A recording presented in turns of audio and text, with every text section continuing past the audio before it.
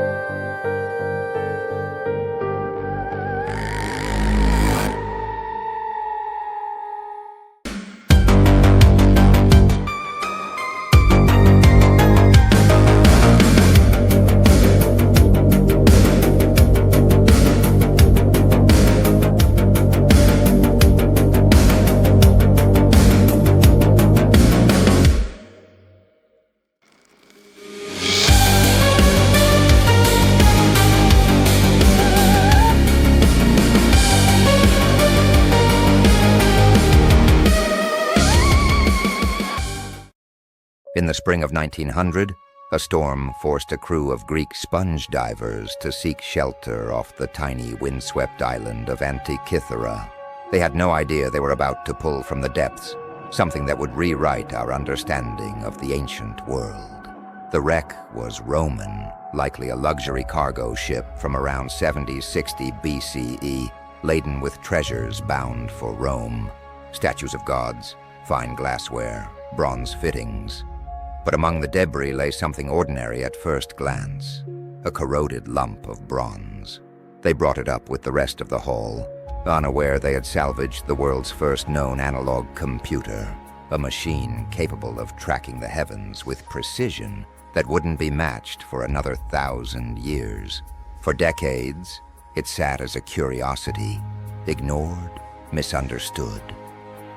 Then modern science cracked it open. X-rays in the 1970s and high-resolution CT scans in the 2000s emerged with something staggering. Over 30 precision bronze gears, handcrafted to model the sun, moon, planets, eclipses, even the Olympic cycles. A mechanical cosmos in bronze. How could the ancient Greeks build something this advanced?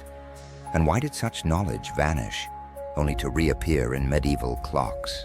The Antikythera mechanism isn't just an artifact. It's a challenge to everything we knew about human ingenuity.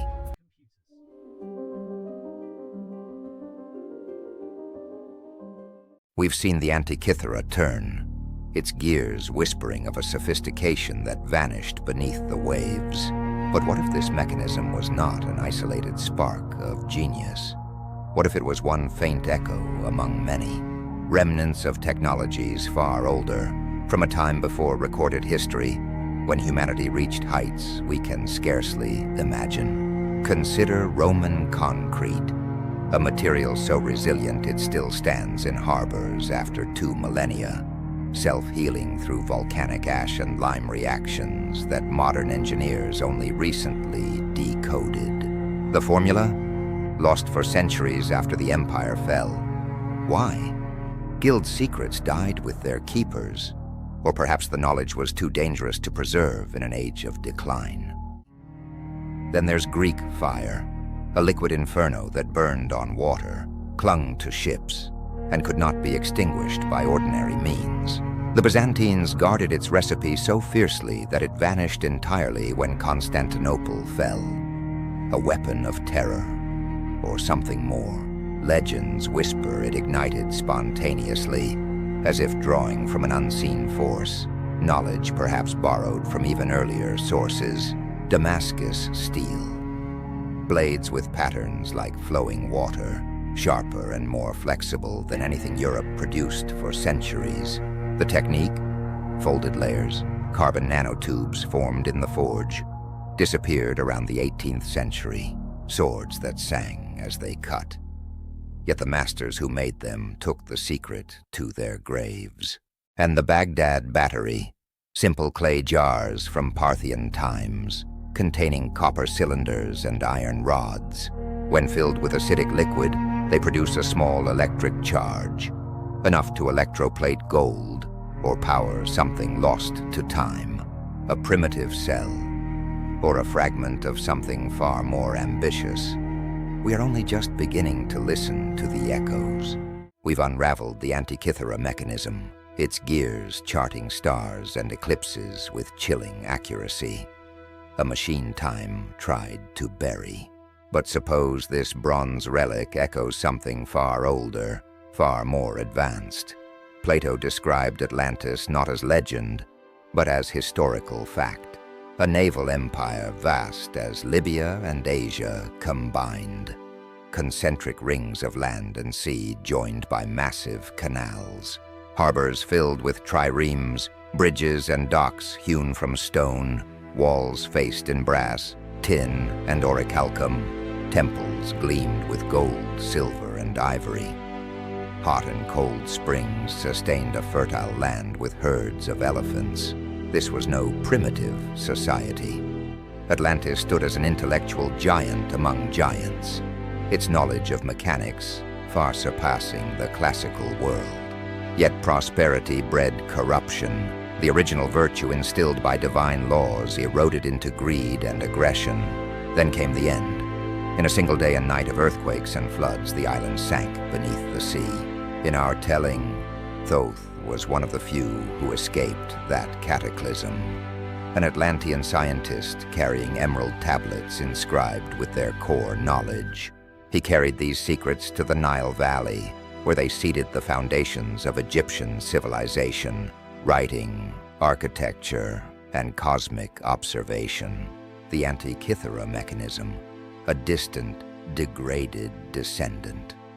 A mechanical echo of the devices Thoth and his contemporaries once perfected. Knowledge endures, but so does the sea, patient and unforgiving, waiting for the next hand bold enough to reach too far. Atlantis did not vanish without trace.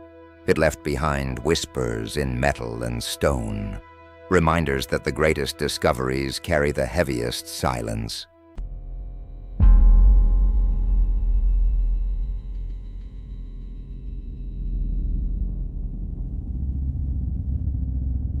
We've turned the crank tonight, and for a moment the past answered. For Dark Histories, I'm Lyle Crayborne. until the next echo reaches the surface, sleep well.